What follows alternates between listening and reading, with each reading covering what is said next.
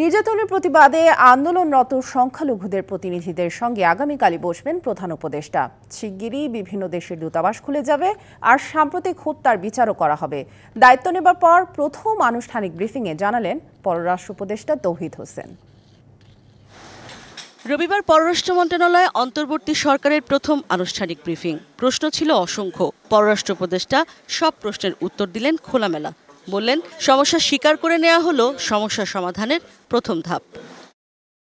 সংখ্যালঘুদের উপর হামলা যা হয়েছে তা যতটা না ধর্মীয় তার চেয়ে বেশি রাজনৈতিক। তবে কারণ যাই হোক তা অন্যায়। হিন্দুদের ঘরে আক্রমণ হয়েছে, পাশে তো মুসলমানদের ঘরে আক্রমণ হয়েছে।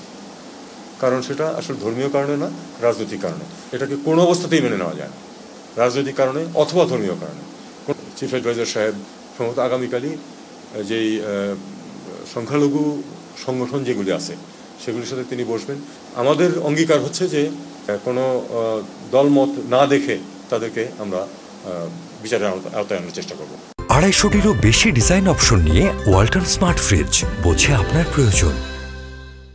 প্রতিটি হত্যার বিচার হবে জানিয়ে তিনি বললেন, জাতিসংঘের সহায়তা নেওয়া হবে কিনা তা এখনই বলা যাচ্ছে না। জানালেন, আনুষ্ঠানিকভাবে এখন পর্যন্ত নিহতের সংখ্যা 450। বিশাল সংখ্যক মৃত্যু যাদের কারণে ঘটেছে তাদেরকে তো শাস্তির আওতায় যেটুকু সম্ভব আনতেই হবে। আমি এই মুহূর্তে বলছি না যে কবে, কিন্তু অবশ্যই জাতিসংঘ ইনভলভ হতে পারে। 450 আশেপাশে একটা লিস্ট অলরেডি আছে। দ্রুতই মিশনগুলো ভিসা কার্যক্রম সহ সব খুলে যাবে বলে আশা তৌহিদ হোসেনের। বলেন, বিদেশি দেশগুলোর আস্থা ফেরাতে কাজ করছে সরকার।